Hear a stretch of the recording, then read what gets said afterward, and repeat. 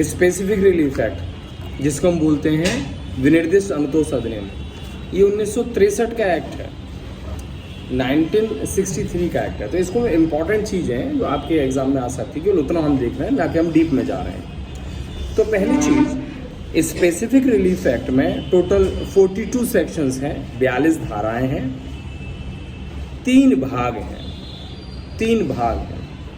और जो SRA है, जिसे हम शॉर्ट में SRA बोलते हैं, इसकी जो इन्फोर्समेंट डेट, लागू होने की डेट है 1 मार्च 1964, 1 मार्च 1964 लागू होने की डेट है। उसके बाद हम कुछ इंपॉर्टेंट सेक्शंस की तरफ आगे बढ़ते हैं। पहले आपका सेक्शन फर्स्ट में बताया गया है कि इसका नाम क्या है, कहाँ लागू होता है, ज़्यादा इंपॉर्टेंट नहीं है।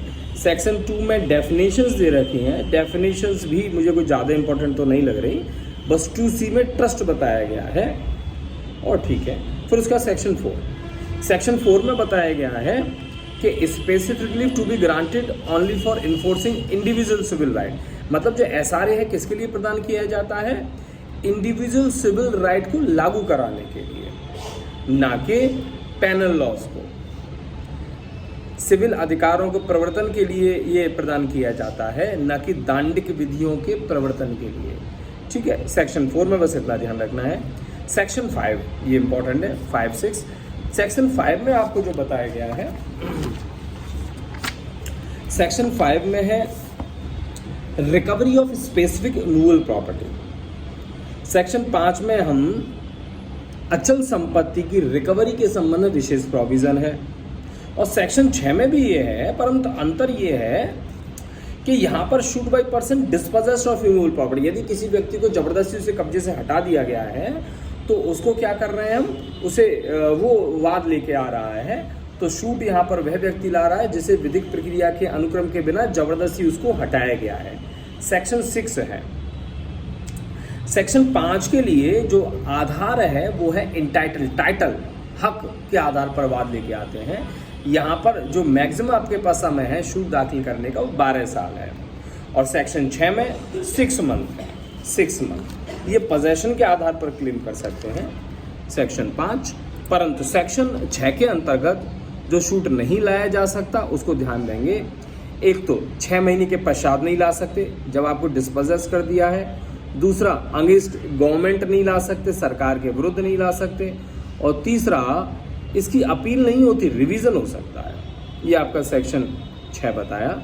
सेक्शन 7, 8 ज़्यादा इंपॉर्टेंट तो नहीं है, आप छोड़ सकते हैं। वैसे सेक्शन 7 में लिखा है recovery of specific movable property, चूंकि 5 में था इमूवेबल, तो सेम चीज़ सेक्शन 7 में है, वहाँ भी इंटाइटल था और यहाँ भी इंटाइटल है। 8 भी ज़्यादा इंपॉर्टेंट नहीं है। सेक्शन 9 बता रहा है संविदा पर आधारित अनुतोष के वादों की प्रतिरक्षाएं। यहाँ पर लिखा है except as otherwise provided herein where any relief is claimed under this chapter, मतलब यदि इस चैप्टर के अंतर्गत कोई रिलीफ क्लेम किया जाता है in respect of a contract the person against whom the relief is claimed, कि जिस व्यक्ति के विरुद्ध भी रिलीफ क्लेम किया गया है, मे प्लीड बाई ऑफ डिफेंस, मतलब वो डिफेंस के रूप में उन चीज़ों को कह सकता है, कौन सी, which is available to him under any law related to contract. मतलब कोई व्यक्ति आपके खिलाफ केस लेके आया स्पेसिफिक रिलीफ के लिए, तो जो दूसरा व्यक्ति है वह कॉन्ट्रैक्ट में जो डिफेंसेस अवेलेबल होते हैं उसकी कह सकता है कि नहीं भैया ये वॉइड था, वॉइडेबल था, तुमने लिया था, ये सही नहीं था, फ्रॉड था, इन चीज़ों का डिफेंस ले सकते हैं। या फिर कुछ अन्य चीज़ थी जैसे कंसिडरेशन नहीं था, ये सेक्शन 9 था। सेक्शन 9 के बाद सेक्शन 10 भी बहुत इंपॉर्टेंट है।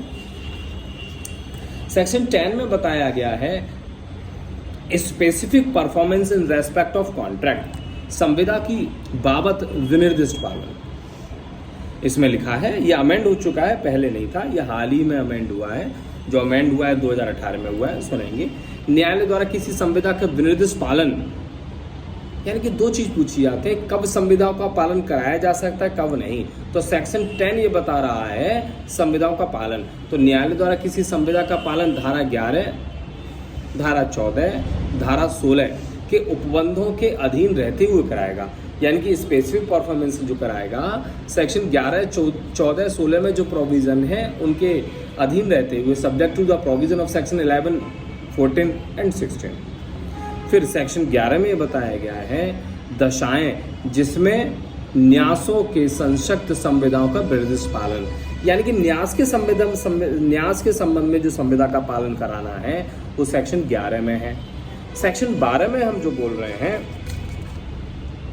सेक्शन 12 में लिखा है भागत पालन, संविदा के भाग का पालन। नॉर्मली संविदा के भाग का पालन तो नहीं होता है, आप चाहो तो पूरा कराओ, नहीं तो पूरा मत कराओ, परंतु विशिष्ट परिस्थितियों में संविदा के भाग का पालन हो सकता है जब वे मेजर पोर्शन हो, सब्सटेंटिव पोर्शन हो, रिमेनिंग को कंपनसेट किया जा सकता हो। तो भाग का पालन है सेक्शन 12 में। आगे बढ़ते हैं। सेक्शन 13 ज़्यादा इंपॉर्टेंट नहीं है। सेक्शन 14 जो कि काफ़ी इंपॉर्टेंट है। सेक्शन 14 में दे रखा है कॉन्ट्रैक्ट नॉट स्पेसिफिकली इन्फोर्स्ड, ऐसी संविदाएं जो विनिर्दिष्टतया प्रवर्तनीय नहीं है। यानी कि अभी हमने पढ़ा कौन सी संविदाओं का पालन कराया जा सकता है, अब बोल रहे हैं कि किसका पालन नहीं कराया जा सकता। तो सेक्शन 14 में लिखा है कि निम्नलिखित संविदाओं को विनिर्दिष्ट प्रवृत्ति नहीं कराया जा सकता। कौन कौन सी चीज है? नंबर 1, जब संविदा के पक्षकार ने प्रतिस्थापित पालन धारा 20 के अंतर्गत प्राप्त कर लिया है। नंबर 2, कोई ऐसी संविदा जिसके पालन में ऐसे किसी निरंतर कर्तव्य का पालन अंतर्वलित है जिसका न्यायालय नहीं कर सकता। मतलब आपने सब्स्टिट्यूट परफॉर्मेंस तो करा लिया, जरूरत ही नहीं जब आपने दूसरा परफॉर्मेंस करा लिया, या फिर लगातार पालन उसका देखना पड़ेगा और वो कोर्ट नहीं कर सकता। और तीसरा, कोई ऐसी संविदा है जो पक्षकार की खुद की व्यक्तिगत अहर्ता पर निर्भर करता है, जैसे सिंगिंग हो गया, डांसिंग हो गया। और चौथा, ऐसी कोई संविदा है जो नेचर से ही कैसी है, खत्म होने वाली प्रकृति है, डिटर्मिनेबल नेचर की है, समाप्त होने वाली प्रकृति की है, जैसे पार्टनरशिप एट विल। मैंने पार्टनरशिप की थी परंतु मेरी इच्छा के अधीन थी, मेरी इच्छा अब नहीं है, मैं हट रहा हूँ। तो ये 4 प्रकार की चीज हो गई। सेक्शन 14 ध्यान रखना है आपको। फिर 14A बाद में अमेंड द्वारा जोड़ा है, ये लिखा है न्यायालय की विशेषज्ञों की नियुक्ति के संबंध में। ज़्यादा इंपॉर्टेंट तो नहीं है पर तो भी 14 विशेषज्ञ की नियुक्ति के संदर्भ में है। सेक्शन 15, कौन विनिर्दिष्ट पालन अभिप्राप्त कर सकता है, मतलब संविदा के विनिर्दिष्ट पालन के लिए जा रहे हैं तो कौन लेके आ सकता है बात, तो लिखा है पक्षकार, हित प्रतिनिधि यानी कि रिप्रेजेंटेटिव, मालिक यानी कि मास्टर, या फायदा पाने वाला व्यक्ति। इस प्रकार के यहाँ पर कुछ व्यक्तियों का वर्णन किया गया है। फिर सेक्शन 16 में बताया गया है कि अनुतोष का व्यक्तिगत वर्जन, संविदा का विनिर्दिष्ट पालन किसी ऐसे व्यक्ति के पक्ष में नहीं किया जा सकता। मतलब किन व्यक्तियों के संदर्भ में विनिर्दिष्ट पालन नहीं कर सकते, जिसने वही प्रतिस्थापित पालन प्राप्त कर लिया है या मर्मभूत उसने कर लिया है। तो ये वैसे ज़्यादा इंपॉर्टेंट तो सेक्शन 16 भी नहीं है। सेक्शन 16 उसके बाद हम बढ़ते हैं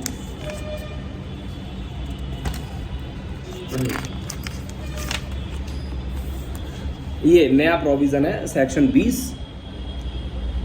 ये भी आपका 2018 के माध्यम से ही हुआ है। तो ये संविदा का प्रतिस्थापित पालन, जो मैंने बताया था प्रतिस्थापित पालन किसी ने उसके स्थान पर कोई अन्य ले लिया, तो उसके बारे में बात कर रहा है सेक्शन 20। तो थोड़ा सा चाहो तो आप देख लो इसे। लिखा है कि भारतीय संविदा अधिनियम में अंतर्विश्व ओपंदों की व्यापकता पर प्रतिकूल प्रभाव डाले बिना उसके सिवाय जिस पर पक्षकार सहमत है, जहां संविदा किसी पक्षकार के वचन का पालन नहीं करने का टूट जाती है, निश्चित रूप से टूट गई है तभी आप जा रहे हैं लॉ के अंतर्गत, वहां वह पक्षकार ऐसे भंग से पीड़ित किसी तीसरे पक्षकार के माध्यम से या अपने स्वयं के अभिकरण द्वारा प्रतिस्थापित पालन का, या ऐसे भंग करने वाले पक्षकार से उसके द्वारा वास्तविक रूप से उपगत, व्यनित या भुगते गए व्यय व अन्य खर्चों का वसूल करने का विकल्प रहेगा। तो उसके पास टूट जाती है, उसके पास विकल्प है कि वह इसका प्रतिस्थापित पालन करे और जो उसे नुकसान हुआ है वह जिसने भंग किया है उसे ये कंपनसेट कर ले। फिर सेकंड क्लॉज में लिखा है कि उपधारा 1 के दिन संविदा का कोई भी प्रतिस्थापित पालन तब तक नहीं कराया जाएगा जब तक कि ऐसे पक्षकार ने जो ऐसे भंग से पीड़ित है, भंग करने वाले पक्षकार को 30 दिन का लिखित नोटिस, मतलब यदि मैं पीड़ित हूँ आपके वचन से तो मैं तभी प्रतिस्थापित पालन के लिए जा सकता हूं जब मैंने आपको 30 दिन का नोटिस दे दिया हो। तो 30 दिन इंपॉर्टेंट है ना। तो ये इतना था, बस आपको सेक्शन और 30 दिन ध्यान रखना है। फिर उसके बाद सेक्शन 20 है, ये भी बाद में जुड़ा है, ये है आपके special provision for contract relating to infrastructure project. कि न्यू प्रोविजन है, कोई नई इंफ्रास्ट्रक्चर बन रहे हैं तो वहाँ पर लोग कोर्ट में चले जाते थे, स्टे ले आते थे, तो उसके संबंध में मना कर दिया है कि इसके संबंध में अड़चन वगैरह नहीं आनी चाहिए। तो 20A है। 20B ये विशेष न्यायालय के गठन के संदर्भ में बात कर रहा है, परंतु कैसे किया जा सकता है? ये राज्य सरकार गठन करेगी, परंतु उच्च न्यायालय के मुख्य न्यायमूर्ति के परामर्श से करेगी। फिर उसके बाद वादों का शीघ्र निपटारा 20C में है। सम्मन की तामील से 12 मास की अवधि के भीतर किया जाएगा, जल्दी जल्दी निपटाने का प्रयास किया गया है। फिर है प्रतिकर दिलाने की शक्ति, आर्टिकल 21, सेक्शन 21। तो सेक्शन 21 ये कह रहा है कि कोई व्यक्ति पीड़ित है, संविदा के पालन न करने तो उसके पास उपचार है कि संविदा के विधिवत पालन कराए। यदि उसे नुकसान हुए है तो प्रतिकर के लिए भी जाए। यदि आप गए हो इस कॉन्ट्रैक्ट के संविदा के पालन के लिए, तो सब सेक्शन 2 ये बोल रहा है, if an issued the court decide the specific performance ought not to be granted, कि स्पेसिफिक परफॉर्मेंस तो नहीं दे सकते, but that there are contract between the parties, चूंकि पक्षकारों के मध्य संविदा हुई है और एक ने तोड़ा है तो कंपनसेशन दिलाया जाना चाहिए। कोर्ट को ऐसा लग रहा है तो कंपनसेशन दिला सकते हैं। इसी प्रकार से यदि कोई व्यक्ति पक्ष केस लेके आया है स्पेसिफिक परफॉर्मेंस के लिए, तो वहां पर जरा देखिए कि सब सेक्शन 3 पढ़ रहा हूं मैं, if in any such should the court decide that specific performance ought to be granted but it is not sufficient to satisfy justice the court, and that some compensation for breach of contract should also be made to the plaintiff, it shall award such compensation। मतलब यदि कोई किसी ने breach किया है तो पीड़ित पक्षकार स्पेसिफिक परफॉर्मेंस के लिए तो जाएगा ही, इसके साथ साथ वह किसके लिए जा सकता है? वह कंपनसेशन की भी मांग कर सकता है। 2 चीजें हैं, specific performance plus compensation. Okay, तो ये सेक्शन 21 में मैंने कुछ आपको चीजें बताई। उसके बाद हम आगे बढ़ते हैं सेक्शन 26। सेक्शन 26 में बताया गया है, सेक्शन ध्यान रखना है, लिखितों का ये परिशोधन है। व्हेन इंस्ट्रूमेंट में भी रेक्टिफाइड, लिखितों का ये परिशोधन। और कब हम किसी लिखित को संशोधित कर सकते हैं, रेक्टिफाई कर सकते हैं, तो 2 आधार दे रखे हैं। व्हेन थ्रू फ्रॉड और म्यूचुअल मिस्टेक, मतलब कपट के कारण, फ्रॉड के कारण, या फिर पारस्परिक भूल के कारण, म्यूचुअल मिस्टेक के कारण क्या हुआ? Mutual mistake of the parties, a contract और other instrument in writing does not express the real intention. ये रियल इंटेंशन को अभिव्यक्त नहीं कर पा रहा है कॉन्ट्रैक्ट, किस वजह से? या तो कपट हुआ है या फिर आपस में भूल हुई है, तो इस वजह से उसे रेक्टिफाई किया जा सकता है। सेक्शन 26 ध्यान रखना है। 27 ये भी इंपॉर्टेंट है थोड़ा सा। 27 में बताया गया है कि विखंडन कब न्याय निर्णित किया जा सकता है या नामंजूर किया जा सकता है। तो रेजिस्ट्रेशन संबंधी प्रोविजन है 27, विखंडन संबंधी प्रोविजन सेक्शन 27। तो इसमें जो दिया है किस आधार पर विखंडन के लिए जा सकते हैं कि संविदा में हितबद्ध कोई भी व्यक्ति, मतलब संविदा में कोई इंटरेस्टेड पार्टी है, हितबद्ध पक्षकार है, उसे विखंडित करने के लिए वाद ला सकेगा। और ऐसा विखंडन निम्नलिखित दिशाओं में जो न्यायालय है कह सकता है ठीक है आप इसको विखंडित कर सकते हैं, रेजिस्ट्रेशन कर सकते हैं। कौन सा आधार जो है? नंबर 1, तो कॉन्ट्रैक्ट इज वाइडेबल और टर्मिनेबल बाय प्लेंटिफ। जो संविदा है वो ऐसी है कि वह वादी के विकल्प पर शून्य करनी है या फिर पर्यवसीय है, खत्म करने वाली नेचर की है, टर्मिनेबल नेचर की है। दूसरा, जो कॉन्ट्रैक्ट है वो अनलॉफुल है, विधि विरुद्ध है, unlawful for causes not apparent on its face. विधि विरुद्ध तो है परंतु वह उसके कॉन्ट्रैक्ट को देखने मात्र से, उसके फेस मात्र से नजर नहीं आता। And the defendant is more blame than plaintiff. और यहाँ पर जो अनलॉफुल है इसके अंतर्गत जो डिफेंडेंट यानी कि प्रतिवादी का जो दोष था वो ज्यादा था वादी की तुलना में। तो इसको हम इनडायरेक्टली बोल सकते हैं लेटेंट अनलॉफुलनेस या इलीगलिटी। तो 2 आधार मैंने अभी बताए कि जो संविदा है वॉइडेबल है या टर्मिनेबल है प्लेंटिफ के विकल्प पर, दूसरा अनलॉफुल है और डिफेंडेंट प्रतिवादी का दोष ज्यादा था। उसके बाद हम आगे बढ़ते हैं सेक्शन 31। सेक्शन 31 में बताया गया है व्हेन कैंसिलेशन में बी रेक्टिफाइड, कब रद्दीकरण का आदेश दिया जा सकता है। 31 है, कब रद्दीकरण का आदेश दे सकते हैं सुनेंगे। कोई व्यक्ति जिसके विरुद्ध कोई लिखित शून्य या शून्य करनी हो और जिसको यह युक्तियुक्त आशंका हो, ऐसी लिखित यदि हमने ऐसे ही छोड़ दी शून्य या शून्य करनी, तो उसे गंभीर प्रभाव पड़ेगा तो उसको शून्य या शून्य करणीय न्याय निर्णित करने के लिए वाद ला सकता है। तो न्यायालय स्वविवेक के अनुसार ऐसा कह सकता है रद्दीकरण का। तो यानी कि ऐसा कोई संविदा है जो शून्य और शून्य करणी है, और यदि पक्षकार ने ऐसे ही छोड़ दिया तो उसे नुकसान हो जाएगा, उसके हित प्रभावित होंगे, तो कोर्ट आदेश दे देगा। ये था सेक्शन 31। 34 जो कि बहुत इंपॉर्टेंट है, काफी इंपॉर्टेंट है, संभवतः आएगा। तो 34 है घोषणात्मक डिग्री, डिक्लेरेटरी डिग्री। तो घोषणात्मक डिग्री सेक्शन भी ध्यान रखना है और थोड़े से पॉइंट भी हमें ध्यान और समझने का भी प्रयास करना होगा आपको। 34 में लिखा है, मैं पढ़ रहा हूं बेयर। कोई व्यक्ति जो किसी विधिक हैसियत का या किसी संपत्ति के बारे में किसी अधिकार का हकदार हो। तो घोषणात्मक डिग्री के लिए आप गए हैं, तो घोषणात्मक डिग्री के लागू होने के लिए यानी कि आप वाद लेके आ रहे हैं, तो उसके लिए कुछ कंडीशन है। तो जो पहली कंडीशन है नंबर 1, तो लिखा है कोई व्यक्ति जो किसी विधिक हैसियत या संपत्ति के बारे में किसी अधिकार का हकदार हो। यानी कि मैं वाद लेके आ रहा हूं तो मुझे हक होना चाहिए किस चीज का, या तो किसी संपत्ति में किसी अधिकार का हक होना चाहिए, या फिर मैं विधिक हैसियत के संदर्भ में केस लेके आ रहा हूं। नंबर 2, ऐसे किसी व्यक्ति के विरुद्ध जो ऐसी हैसियत या अधिकार के संबंध में प्रत्याख्यान करता है। मैं जो सूट लेके आ रहा हूं उस व्यक्ति के विरुद्ध लेके आ रहा हूं क्योंकि वो मेरे अधिकार या स्थिति के बारे में डिनाई कर रहा है कि आपका नहीं है। आगे प्रत्याख्यान करता है या प्रत्याख्यान करने में हितबद्ध है, वाद संसित कर सकेगा। न्यायालय स्वविवेक से उस वाद में घोषणा कर सकेगा कि वह ऐसा हकदार है।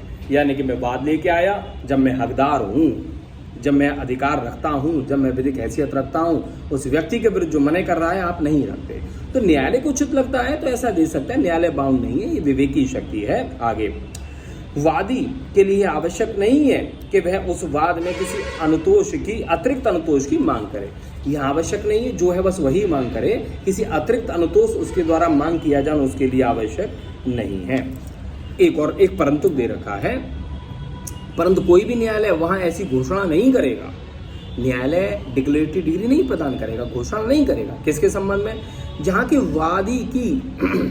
वादी हक की घोषणा मात्र के अतिरिक्त कोई अनुतोष मांगने योग्य होते हुए, कि वादी का ये था राइट कि वह इस घोषणा के अतिरिक्त भी कुछ अनुतोष की मांग कर सकता था और वो लोप करता, वैसा करता नहीं है। सुनेंगे जरा क्या लिखा है। जहां वादी हक की घोषणा मात्र के अतिरिक्त कोई अनुतोष मांगने योग्य होते हुए, मतलब आप इस योग्य हैं कि अनुतोष की मांग कर सकते हैं, परंतु वैसा करते नहीं है, केवल घोषणा के लिए जा रहे हैं, तो वहां पर न्यायालय डिक्लेरेटरी डिग्री नहीं प्रदान करेगी। ओके, तो ये मैंने आपको 34 बताया। सेक्शन 35 में बताया है घोषणा का प्रभाव, क्या प्रभाव होगा, कौन इससे बाउंड होंगे। तो केवल पार्टीज बाउंड होते हैं, है ना, पार्टीज बाउंड होते हैं। तो देखते हैं इस अध्याय के अधीन की गई घोषणा केवल वाद के पक्षकार या उनसे व्युत्पन्न अधिकार के द्वारा दावा करने वाले व्यक्ति ही आबद्ध होंगे। यानी कि पार्टीज बाउंड होंगे, उसके बिहाफ से जो अन्य व्यक्ति आ रहे हैं वो बाउंड होंगे, और नहीं होगा ये राइट एंड पर्सनम टाइप का हो गया, यानी कि सब व्यक्ति इससे बाउंड नहीं होंगे। 2 मैंने बता दिए, पार्टीज और person claiming through him respectively, वही बाउंड होंगे। उसके बाद नेक्स्ट चैप्टर जो कि बहुत बहुत इंपॉर्टेंट, इससे भी गारंटी के साथ क्वेश्चन आएगा। लास्ट चैप्टर है चैप्टर 3, निवारक अनुतोष। नाम से मालूम पड़ रहा है एक ऐसा अनुतोष जो निवारक वाला है, प्रिवेंटिव प्रकृति का है। तो इसमें क्या अनुतोष मिल रहा है? तो जो पहला लिखा है निवारक अनुतोष न्यायालय के विवेकानुसार, मतलब ये जो जिसको हम बोलते हैं इंजंक्शन, व्यादेश, निवारक अनुतोष, तो ये न्यायालय के विवेक के अधीन है। न्यायालय अपने विवेक के अधीन 2 प्रकार के अनुतोष दे सकता है। नंबर 1, या तो वो दे टेम्परेरी इंजंक्शन के रूप में, या फिर दे परपीचुअल इंजंक्शन के रूप में, स्थायी व्यादेश या अस्थायी व्यादेश के रूप में देगा ये इंजंक्शन, यानी कि व्यादेश। यानी कि यहाँ पर जो व्यादेश है ये न्यायालय देता है, विवेक की शक्ति के अंतर्गत देता है, ये निवारक होता है। ये मैंने कुछ चीज़ें आपको बताई। तो अब इसका मतलब क्या होता है? सेक्शन 36 में तो प्रकार बताया, मतलब कैसे दे सकता है निवारक अनुतोष, 2 माध्यम से दे सकता है, परंतु इसका मतलब क्या होता है इसके संबंध में सेक्शन 37 बता रहा है कि परपीचुअल इंजंक्शन क्या है और टेम्परेरी क्या है। तो पहला बोल रहा है टेम्परेरी इंजंक्शन, नाम से मालूम पड़ रहा है अस्थायी प्रकृति का है। चूंकि अस्थायी प्रकृति का है इसलिए फॉर शॉर्ट ड्यूरेशन होगा, इसलिए ये बीच में भी हो सकता है। पढ़ रहे हैं जरा।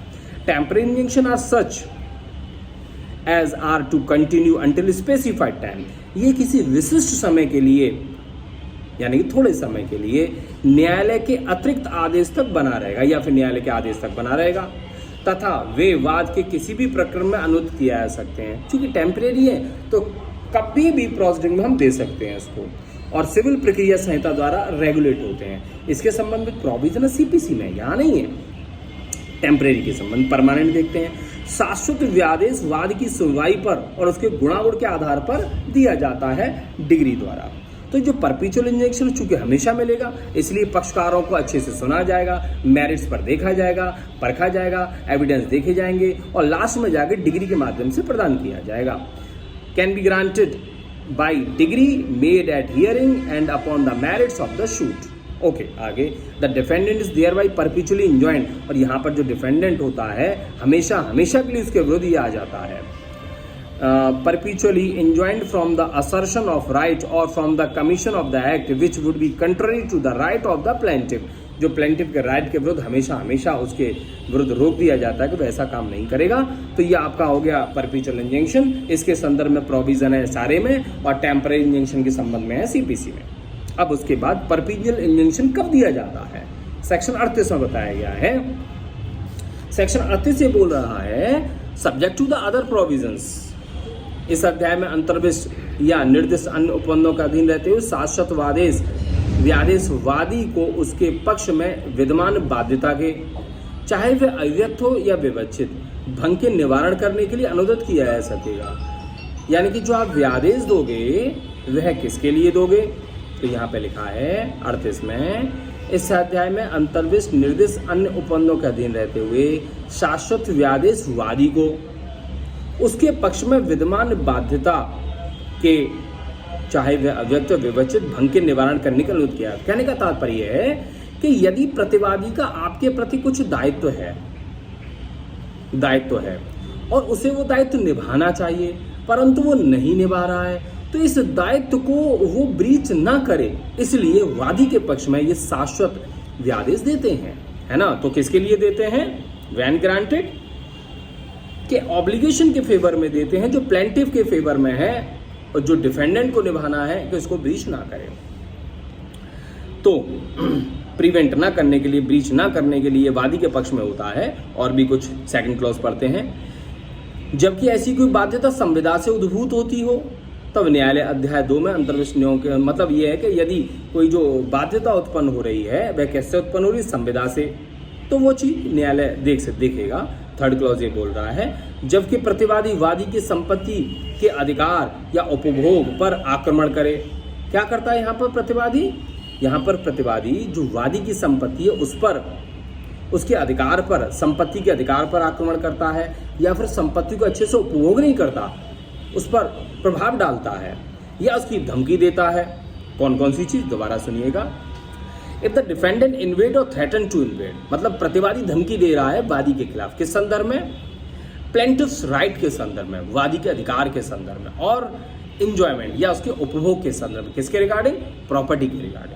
तो फिर न्यायालय कोर्ट में grant perpetual injunction the following cases, तो न्यायालय निम्नलिखित स्थितियों में शाश्वत व्यादेश दे सकता है। ये विवेकी बाध्य नहीं है, पर कौन सी स्थिति में, number 1 when the defendant is trustee, जबकि जो प्रतिवादी है वो ट्रस्टी है, न्यासी है, डिफेंडेंट यानी कि प्रतिवादी। Number 2 where there exist no standard for ascertaining actual damage, जहां पर कोई पैमाना ही नहीं है कि यदि नुकसानी हुई तो वादी को कितना नुकसान होगा, तो इससे बढ़िया है कि उसे शाश्वत व्यादेश ही दे दिया जाए। तो दूसरा लिखा है जहां की वास्तविक नुकसानी का जो उसके आक्रमण द्वारा कारित हो या जिसका उस आक्रमण द्वारा संभाव्य हो, अब निश्चित करने के लिए कोई विद्यमान नहीं है, तो मानक नहीं है जिससे उसको नुकसान होगा, तो इसलिए भी चूंकि नुकसान ज्यादा होगा इसलिए हमें क्या करना होगा, शाश्वत व्यादेश दे सकता है न्यायालय। Number 3 where the invasion is such, जबकि आक्रमण इस प्रकृति का है that compensation and money would not afford adequate relief. मान लीजिए वो आक्रमण करता है, कुछ करता है, तो आप बोल रहे हैं कि उसे पैसे दे देंगे, परंतु पैसा उसके लिए पर्याप्त नहीं रहेगा उस नुकसानी के लिए, तो पैसा सफिशिएंट नहीं, इसलिए वो काम ही आवश्यक है, इसलिए वहां पर हमें परपेचुअल इंजंक्शन देना चाहिए। चौथी परिस्थिति बताई where injunction is necessary to prevent multiplicity of judicial proceeding, यदि आपने व्यादेश नहीं दिया तो बहुत सारे केसेस बाद में हो जाएंगे, तो इसलिए पहले ही व्यादेश दे दो। 4 परिस्थिति हुई। नंबर 1 जब प्रतिवादी, 4 परिस्थिति हुई जिन परिस्थितियों में शाश्वत व्यादेश न्यायालय दे सकता है। नंबर 1 जब डिफेंडेंट हो ट्रस्टी, जब प्रतिवादी हो न्यासी। नंबर 2, जब ये पता ना चल पाए कि वास्तविक कितना नुकसान होगा। तीसरा, मनी यानी कि धन पर्याप्त उपचार नहीं है उसके लिए। नंबर 4, यदि नहीं दिया तो उसे बहुत नुकसान होगा। तो ये आपका हो गया किन परिस्थितियों में शाश्वत व्यादेश दिया जा सकता है। फिर उसके बाद मैंडेटरी इंजंक्शन। मैंडेटरी नाम से ही मालूम पड़ रहा है, जो आवश्यक प्रकृति का, इसीलिए अध्यापक बोल रहे हैं इसे। When to prevent breach of an obligation, it is necessary to compel। जहां पर ये आवश्यक हो कि कंपेल किया जाए तो मैंडेटरी इंजेक्शन दिलाया जाता है। सेक्शन 39 है। सेक्शन 40 अब इतना इंपॉर्टेंट नहीं है। 36, 37, 38, 39 ज्यादा इंपॉर्टेंट थे। फिर damages in lieu of in addition to injunction, मतलब आप इंजेक्शन के साथ साथ डैमेज भी ले सकते हैं या उसके स्थान पर डैमेज भी ले सकते हैं। सेक्शन 41 बता रहा है कि किन परिस्थितियों में इंजेक्शन नहीं मिलेगा, जैसे सरकार के विरुद्ध लेके आ रहे हो, कार्यपालिका के विरुद्ध लेके आ रहे हो, या यहाँ पर जहाँ पर आपका हित नहीं है, या फिर इससे न्यूसेंस होगा। मतलब कुछ ऐसी परिस्थिति बता रखी है सेक्शन 41 में जहाँ पर आपको व्यादेश नामंजूर कर दिया जाएगा। फिर 41 इंपॉर्टेंट था, 42 और ये सब इंपॉर्टेंट नहीं है। तो ये आपका SRA सवाल।